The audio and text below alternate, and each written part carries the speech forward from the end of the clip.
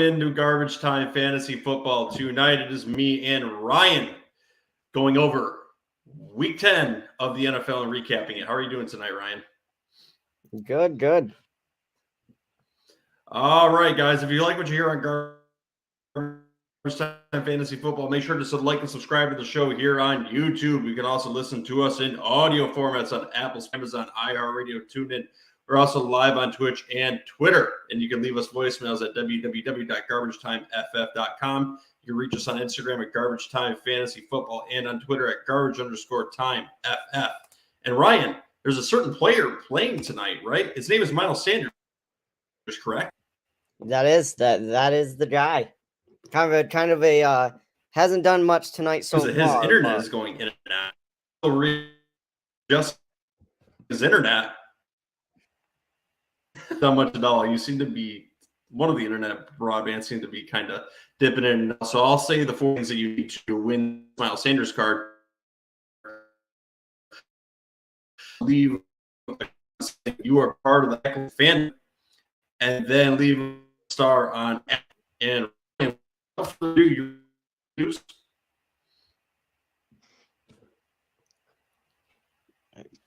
Is that a yes? Still can't hear you through this damn internet.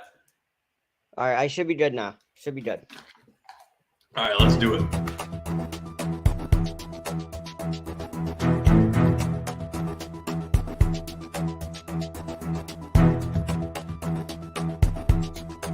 News updates.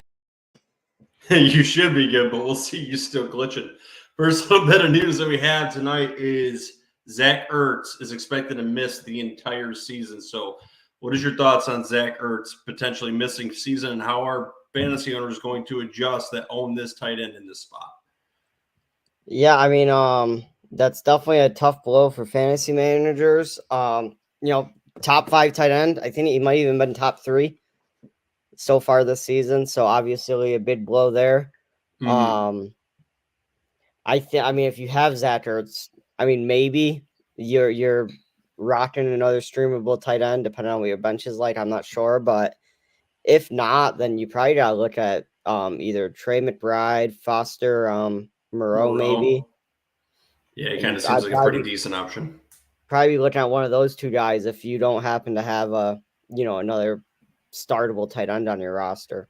You kind of still on the Evan Ingram bandwagon too? Yeah, he's streamable, definitely.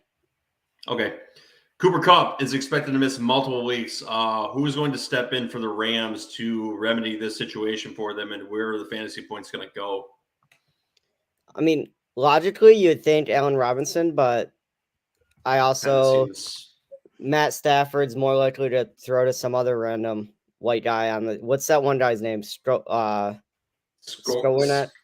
don't know the really Viking name.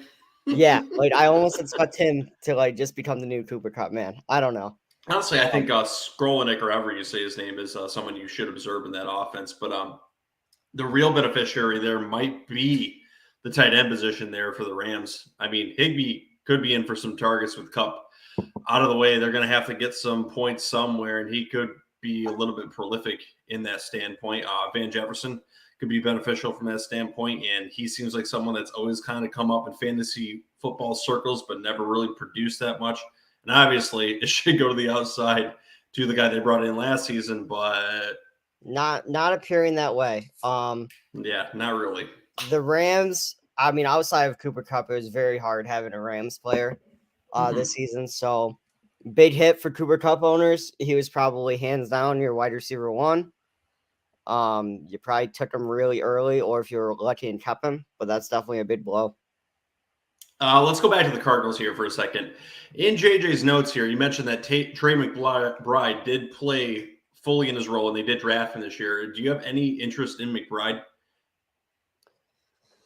Yeah, I'll give it a look, but I'm almost thinking I would be looking at Foster Moreau or Evan Ingram even before looking at Trey McBride. I mean, that offense has been struggling.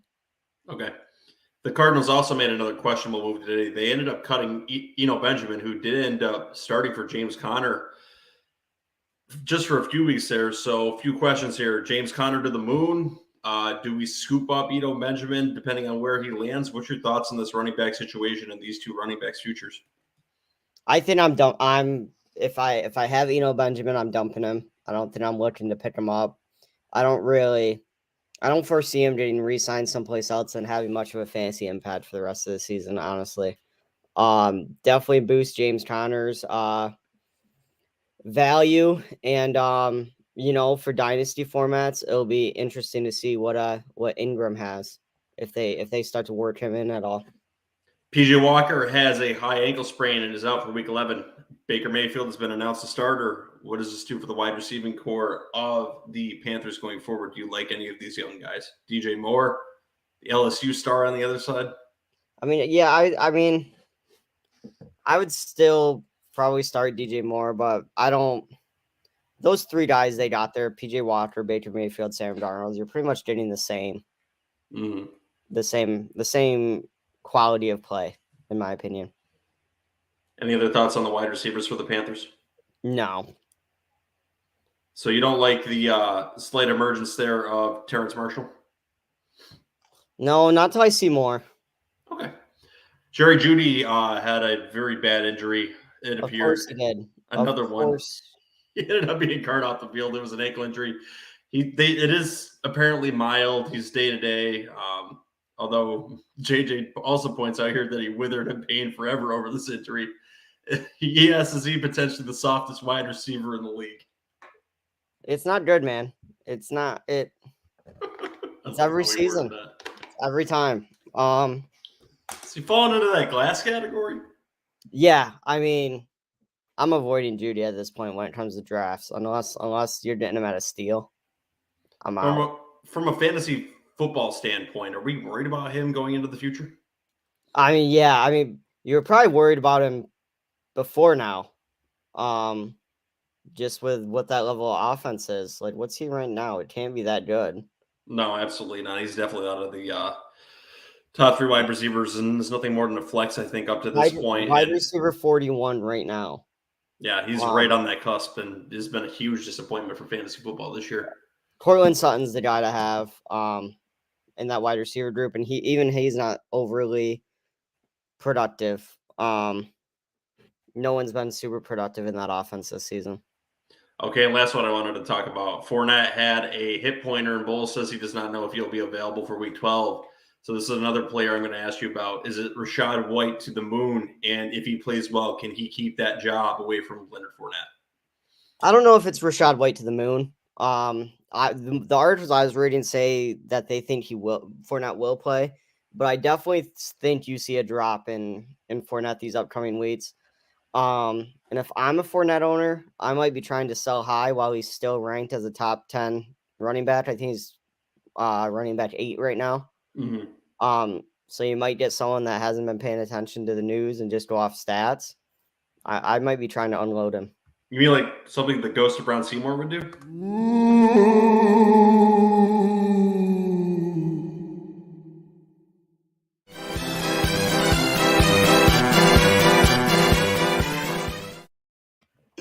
That's amazing. But sorry, yeah, exactly. Sorry, just gotta get that in one episode every single time you misses one because he's been gone for a while. Exactly like that. Absolutely awesome. Are you ready to get into the weekly recap of what happened in Week 10? Yes. All right, let's get this out of the way so we can get it into Week 11 waivers tomorrow. Playoffs? But they are who we thought they were, and we let them off the hook. You play to win the game.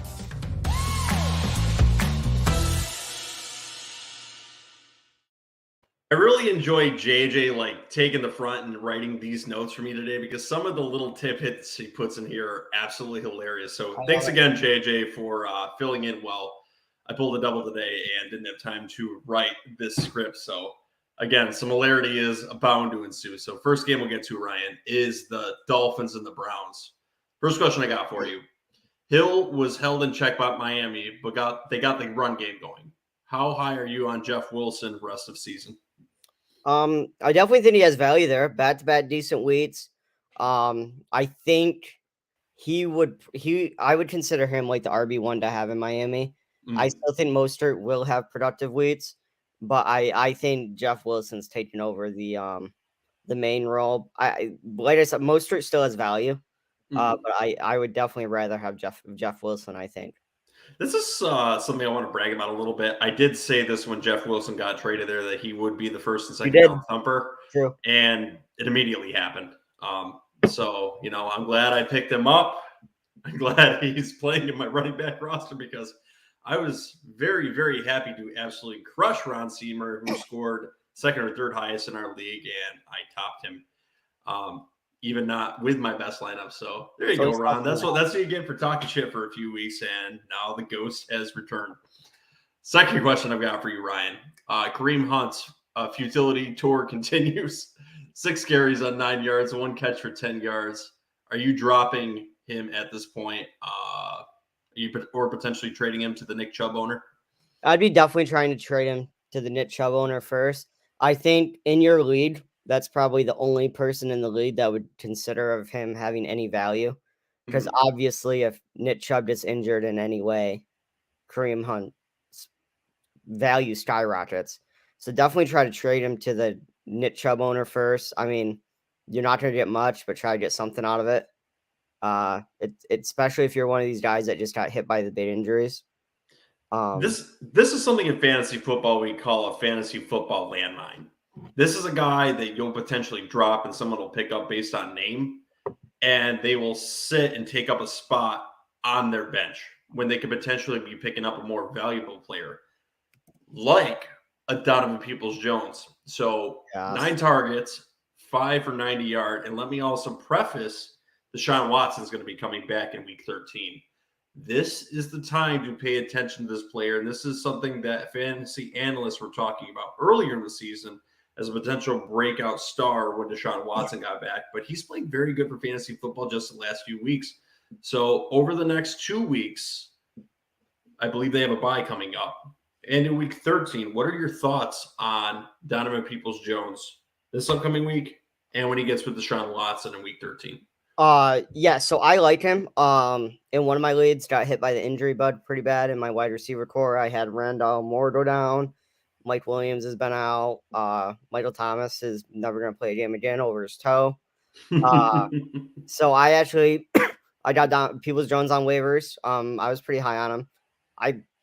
And he's been consistent the last 3 showings. I think, what was it, like 12, and 14 or something? Yeah, like he's getting the targets. PPR lead. So wide receiver 3 flats easily, with upside with the return of Deshaun Watson, just in time for playoffs too. Absolutely. So let me also correct the schedule there for the Browns.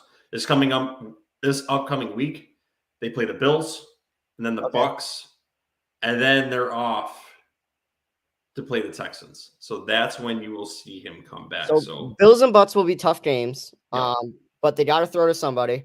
So I'll say flex play Bills and Bucks, but then he has massive upside when Deshaun Watson comes back. I think for the playoffs, he could have wide receiver 2 upside. That's how well I think he could potentially be playing. Yep.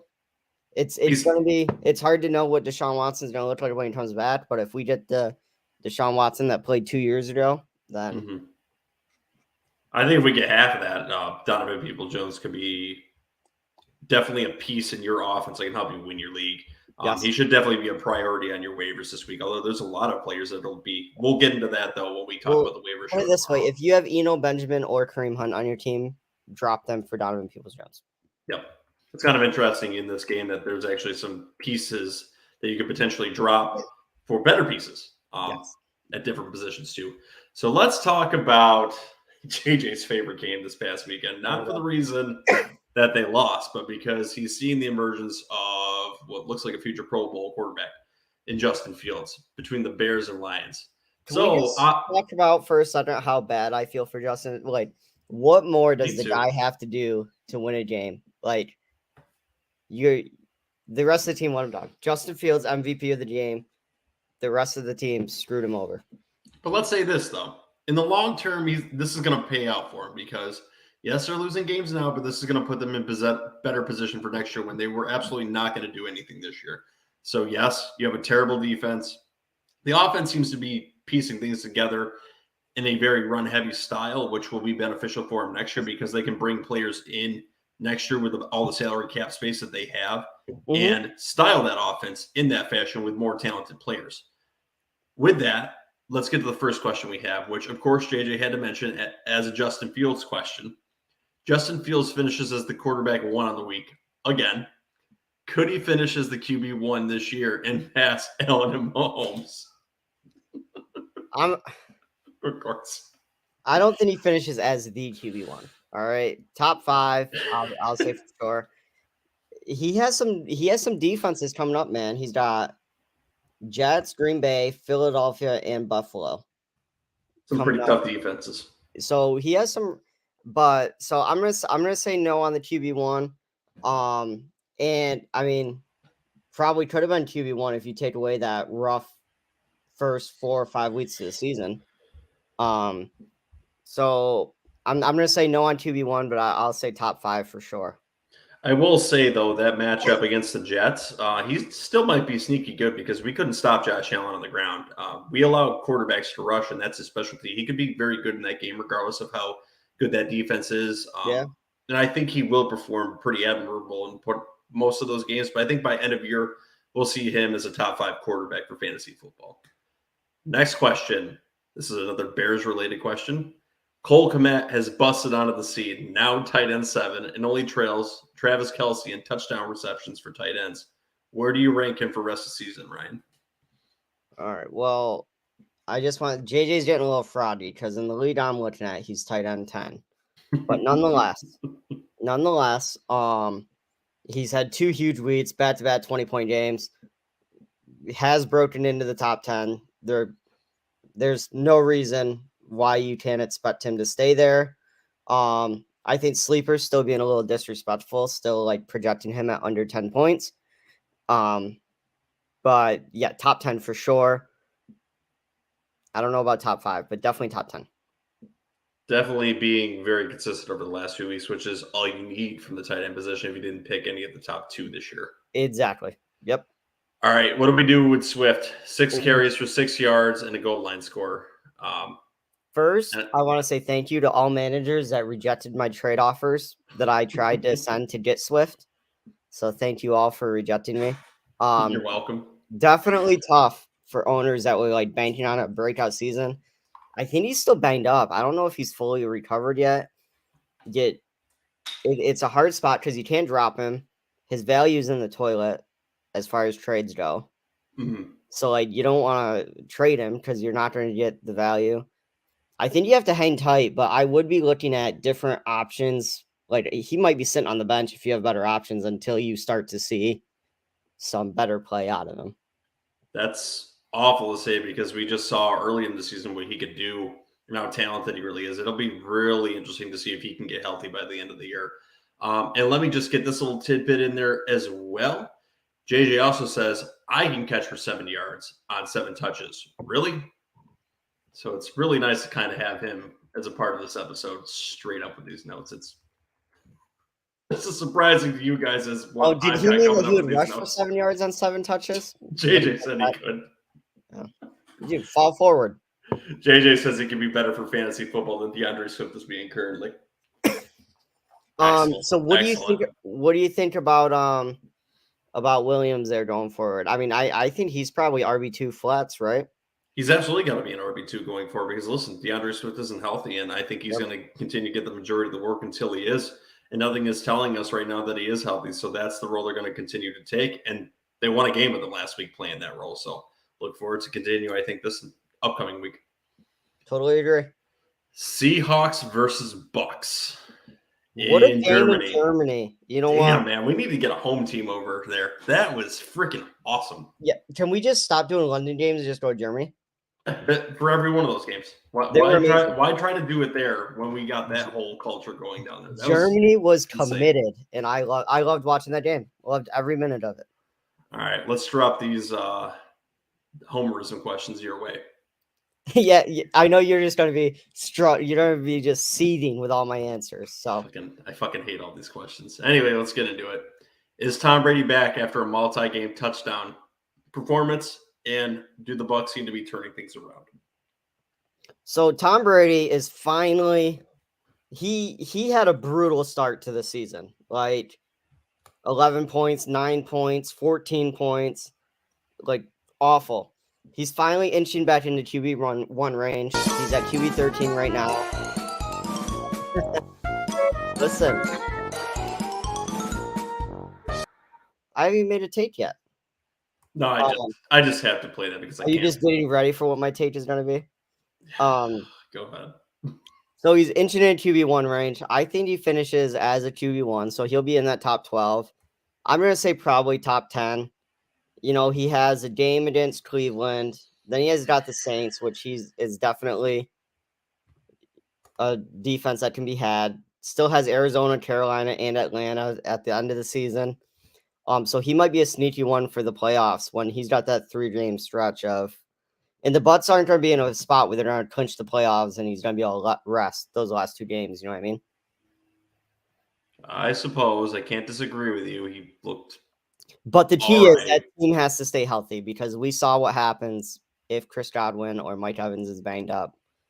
It just falls apart. Or Odell joins the roster. Actually, I'm backtracking a little bit, but I'm going to do it anyway. With the Rams' record right now, do you think they are truly still a contender for OBJ?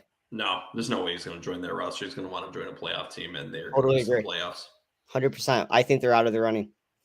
Yeah, there's probably 5 or 6 teams that are currently in the running for him, and he will pick the best one, the one he thinks he's going to win a Super Bowl with. All right, next question I got for you. This is going back to Rachaad White.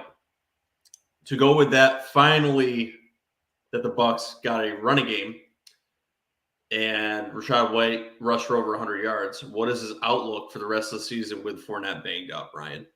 I'm going to say like RB3 flats for sure. I was kind of like laughing at myself because I realized on my dynasty team he is still on my taxi squad. I think it's about time for me to remove him from the taxi squad. Yes, and get him in with some of the other players I have. So he's definitely looking solid. I think dynasty owners gotta be really excited for what it's gonna look like next year because I believe Fournette's done after this year on his contract. I think question mark.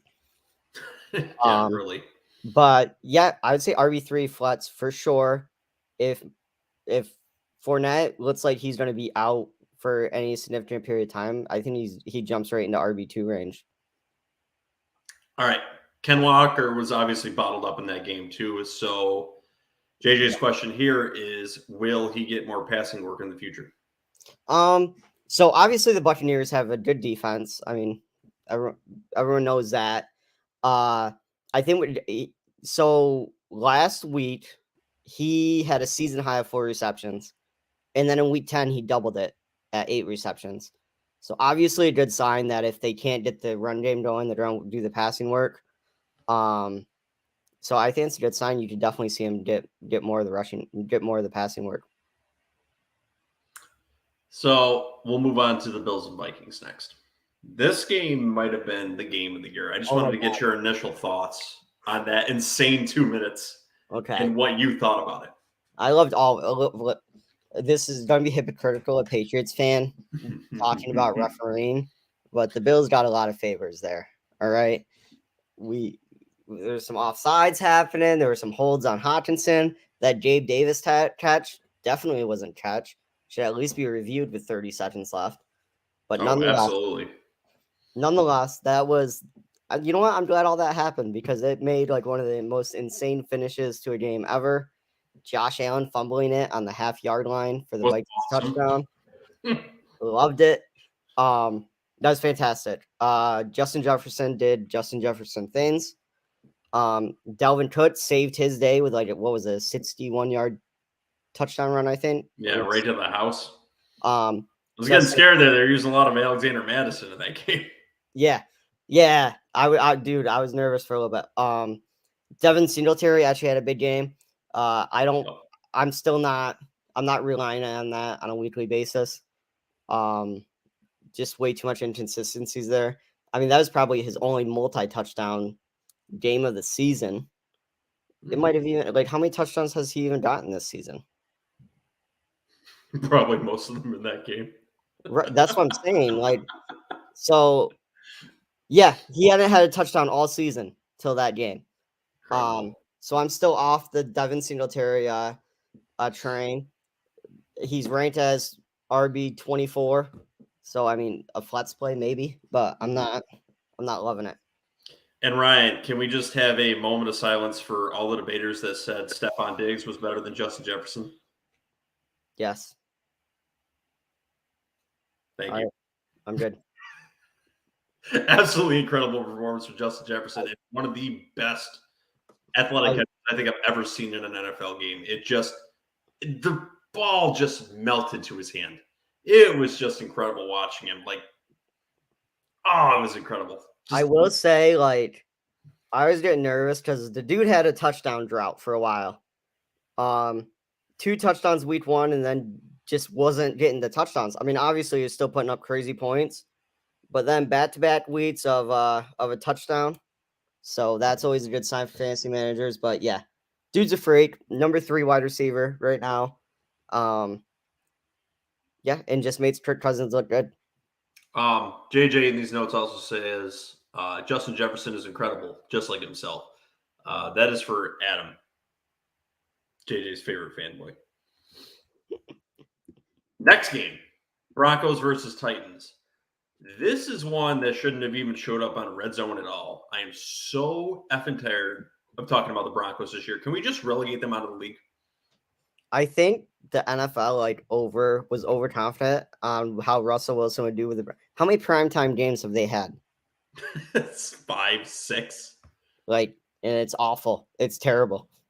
Do they have any more this year? I feel like they've got another one coming up. They probably do. Why? Let's see. I just want probably a fucking Thursday night game somewhere. They have Chiefs Broncos as a night game, as a primetime game, because that'll be close. And that's it. They got one more primetime game. Thank God. All right. In these notes, it says Russ was absolute garbage again. Yes, I saw this with my own eyes. The backfield is an absolute nightmare as projected. Murray with 9 carries, Gordon with 7 carries, Edmund with 2. Jerry Jeudy is a pile of glass. Dulcich, unfortunately, disappointed. I've actually been a big fan of him over the last few weeks. Yeah. And Sutton has been average. Is there any Broncos players we want to start going forward? I would still PPR. I would still give Sutton a shot in I think so too. Wide receiver 4. They do have some not great defenses coming up in their schedule. I think I'd still give Dulcich a pretty good shot too. Yeah, they play the Raiders. They got the Raiders coming up at some point. The Panthers, the Ravens, Kansas City, Cardinals. All games that they should have to throw it. So I'm still in on Sutton. I mean, definitely not a wide receiver 1 or 2, but in PPR leagues, you should still get some work. You already talked about Jeff Saturday again, so I got to talk about Josh McDaniels here and get off track here just for a second. Is he going to make it to the end of the year as the Raiders head coach? I think he makes it to the end of the year. Much past that, I don't know. It's his second shot at being an NFL head coach. Really not going great. Thought he was an offensive genius. Dude, the Belichick coaching tree is not great. I will say it's more his defense that's really letting them down at the end of games. They can't keep a lead to save their life. Yeah, and it's just what year is this for him? 2, 3? As a head coach? Yeah. 3, I think. My God, it's been so many years since he was the Denver head coach. Did he get 2 years there? Did he even make it 2 years? No, he only had 1 year at Denver. He may be a one and done year again. Yeah, and side note, I think he burned a lot of bridges at New England too. So I don't think he's gonna get to run back home like he's used to. Yep. Nope. Prepare to be a assistant somewhere else. All right, let's move on to. Go ahead. Nope. You're good. On to the Titans and the most random breakout player of the week. Would that be Westbrook-Ikhine, who led them in targets and had 2 touchdowns? Out of nowhere. I think the dude's had one other double-digit game this season. I'm not running out and grabbing him immediately. I'm not spending all my fab on him. I'm not doing anything until you gotta see at least you gotta see next week, see if anything different happens. He had a random performance like this last year too. He's to a much lesser extent going to do what Tyler Boyd does, which is have a handful of good performances every year. It's just going to be to a much lesser scale because he's not Tyler Boyd. Right. All right, let's move on to the next game here. Chiefs and Jaguars. This one was not close as we thought. We were absolutely horrible on our game picks last week, but this is one we all were pretty much in line with. So he goes, not a lot to this one. The Chiefs and Jags fantasy starters all showed out besides ETN, which kind of surprised me. So what happened with ETN this week?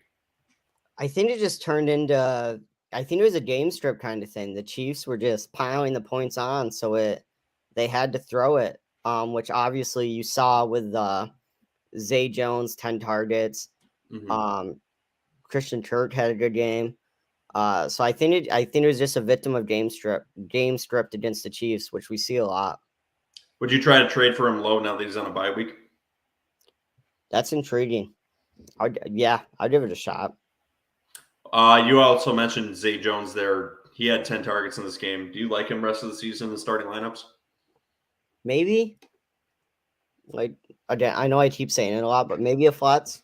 If he's sitting there, I'd go pick him up. Okay. Juju also had a bad injury. So what is the outlook of the Chiefs pass catchers going forward? Kadarius Toney seemed to be a little bit involved there too, and MVS seems to have his stock going up. So what's your thoughts on these two? Yeah, definitely stock up for both of them. I think you might disagree, but maybe not. I think MVS would be the choice between the two, but Toney definitely had a strong game. I would definitely be monitoring that next week to see if it kind of stays the same. If it stays the same, then I would definitely go get him. I'm more so going away from the sentiment that Ron Seymour was giving earlier in this year where all of the Chiefs wide receivers were unplayable. He said that he was reevaluating that.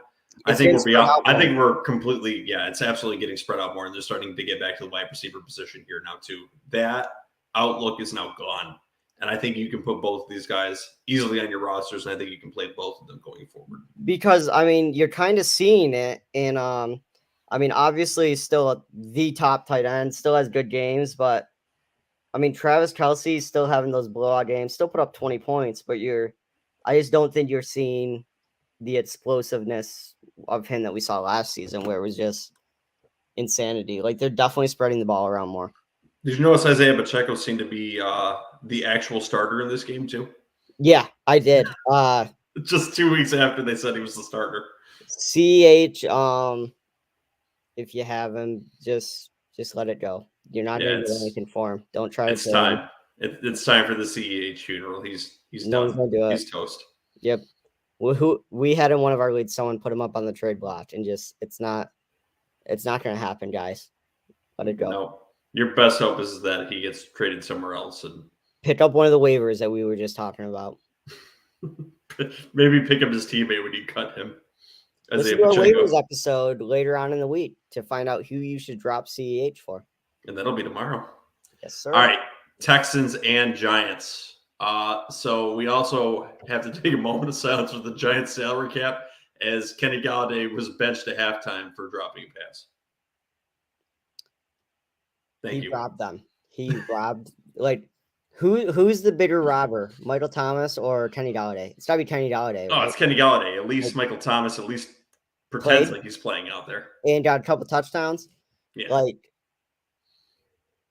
And he still has a lot left on his contract. So, yeah. The Giants will have to eat that for the next few years. Just make him do something. Make him be like a punt returner or something. At least then he'll be doing something. I don't know. But yeah, that's rough. One of the biggest busts of the last 2 years. It's been absolutely pathetic when he's robbed him blind. There's no other way of putting it. Yeah, it's not good. Nico Collins had 10 targets and a touchdown on this one. Is he flex worthy the rest of the season? No, I'm staying away from it. 3 double-digit games so far this season. Mm-hmm. So I think for the flats, what I want is consistency, someone that I know will get probably double-digit points every week. Who do you like from the Giants wide receiving core going forward? forward. Darius Slayton. Anyone else? Yeah. So back to my point, Darius Slayton, 3 straight games of double digits. Looking good. Good. I'm a thumbs up for that. Yeah, I think anyone would be at their wide receiver 3 position, considering how many injuries have happened in fantasy football this year. Totally agree. Saints and Steelers. All right. How did the Steelers win that? Andy Dalton's so I bad. don't know. He's so effing He bad. is so bad. So JJ leads us off with the Andy Dalton question. How long will the Saints continue the Andy Dalton experiment? And his best finished rating is a 62. What the fuck is up here? He will be the starter until Winston's healthy. I think as soon as Jameis Winston's healthy, Andy Dalton's done. Or until they secure the 1 or 2 pick. Yeah, but if they're trying to win games, if they're still truly trying to win games, as soon as Winston's healthy enough to play, they will play him. All right. Kamara had 11 touches for 45 yards. What's your level of panic with him? He's definitely underperforming this year. Should we all try to dump him before league trade deadlines? So this goes back to I almost want to wait a week. If they bench Dalton, I would keep Winston. I would keep Kamara. If Winston comes back in, Kamara will get more opportunities, and I think you'll see him get back to kind of points he was. But if you see Andy Dalton coming out again, then I'm trying to move him. It's really close to trade deadlines in most leagues. But I think I'm going down with the ship here. This version of the Titanic. I mean, I don't think I would trade him. What are you for? What that would actually be worth the risk. You know what I mean? What about a Jeff Wilson? Would you do it? No. Really? Maybe I'm hung up on the name, dude. I might be hung up. I think I might. You know what? I think I would trade him for Jeff Wilson. I might. That's a tough one. one. Because it hasn't been good. All right. Are we ready to get to talking about the clown-ass game of the week? Well, I see one more question in the script for this game. I'm just so excited to get to the Colts and Raiders. Go ahead. JJ's statement. All Steelers were pretty much exceptionally average. Who do we like going forward? I'll still roll with Freiermuth. He's top 10 tight end still. He's not going to win you the week, but he shouldn't lose it for you.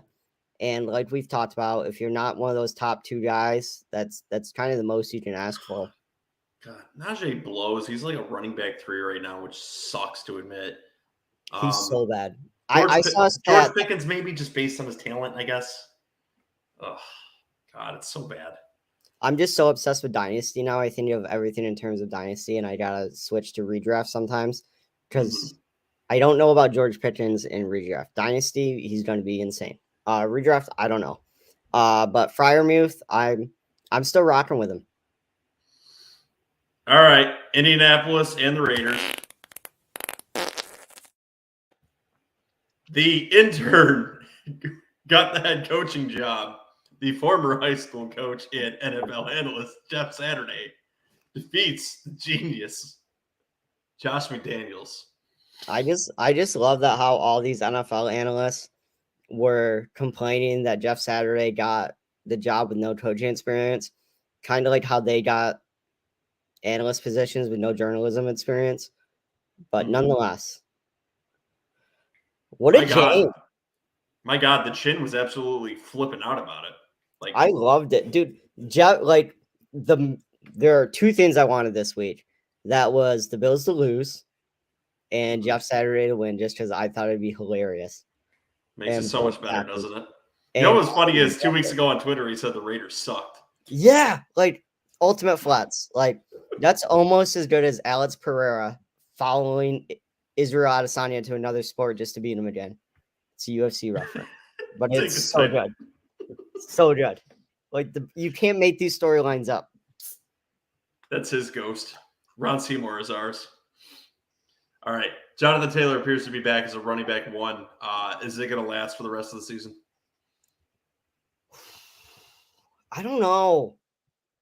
He's got a tough matchup coming up against the Eagles. I think they play the Eagles next. I'm going to say I don't know. I want to see how he does against the Eagles. He's going to be. Jeff Saturday's going to have this team rolling fine. That's true. I mean, hey, he's an offensive lineman guy. The biggest thing that makes your run work is offensive line. Now, how awesome would it be if the Eagles escape undefeated this week and Jeff Saturday beats them next week? You know what's not awesome? The fact that I wanted that to happen so bad. I was on the dump Jonathan Taylor train 2 weeks ago. But who could have seen them hiring Jeff Saturday? All right. That was a wild card I was not ready for. Everyone around the world thought Jim Irsay was a madman, and he is proving them wrong one weekend. But with the hiring of Jeff Saturday, I made this prediction earlier in the week, and I was correct. He started Matt Ryan in the game with no practice reps absolutely whatsoever, but it worked out. So do we like Pittman's stock going forward? Ooh. I definitely think it improves. I'm still putting him around wide receiver 3.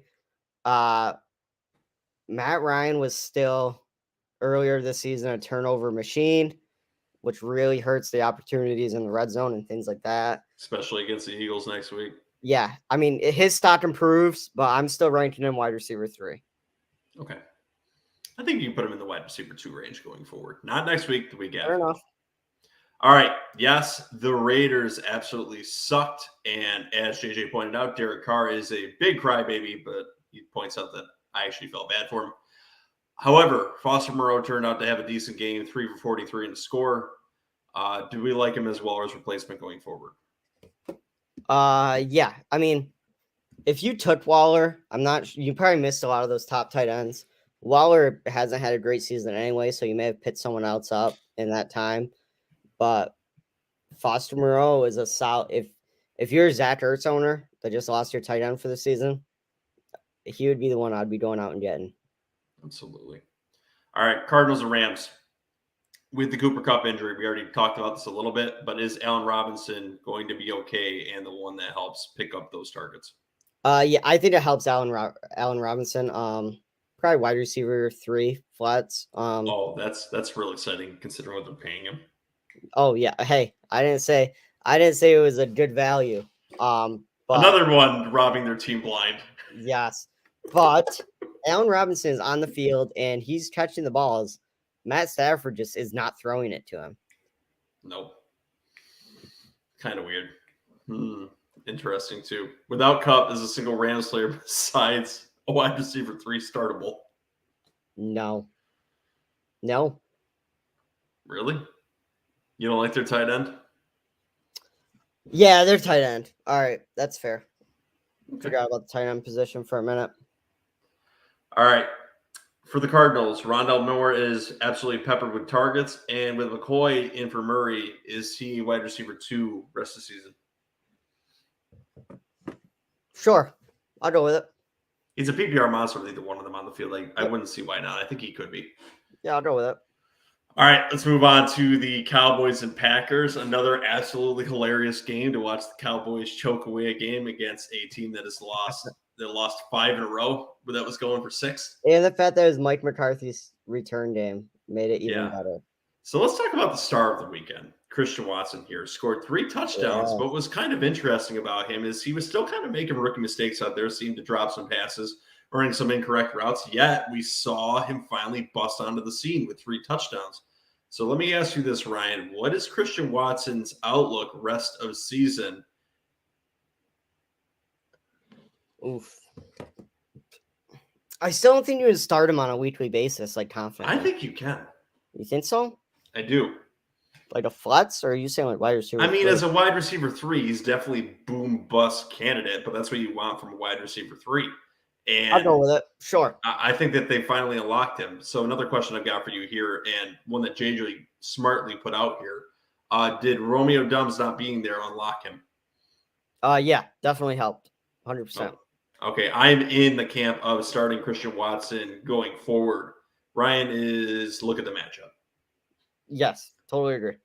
Next question I got for you. Packers finally commit to the run game, and it worked out. Should you try and buy Aaron Jones from other fantasy owners before the deadline? Yeah, I think you should have been trying to buy Aaron Jones a while ago. He's He's a top 10 running back right now. Was before this game, and is still a top 10 running back after this game. So yeah, definitely go buy him if you can. Dalton Schultz also had a big game and was definitely Dak's safety blanket. So is he a top 5 tight end going forward? I asked this question last week, and I think he is. Yeah, It's looking awesome. All right, last game that was on the docket, 49ers and Chargers. Elijah Mitchell split pretty evenly with McCaffrey. Is he a viable running back 2 or flex going forward? My answer to this is probably not. I don't know. I'm going to say flex because I think the 49ers are being careful and not having Christian McCaffrey be their bell cow. Like, I think they know that he can't handle that level of workload. So I do think there's going to be work there for Elijah Mitchell. I think as they're trying to get into the playoffs here, they're now 5-4. I think they're going to hand it to their best players. So I think currently Elijah Mitchell is a bench stash with elite upside. Obviously, if he's starting for the 49ers, if McCaffrey goes down again. But this is one I think I would keep on the bench currently and just monitor the usage and the points, at least for another week. And like you said, you almost have to keep him on your roster strictly because of that. Yeah, like, absolutely. You never know when Christian McCaffrey will be injured. And there's no way in hell you're dropping him. No, like you can't.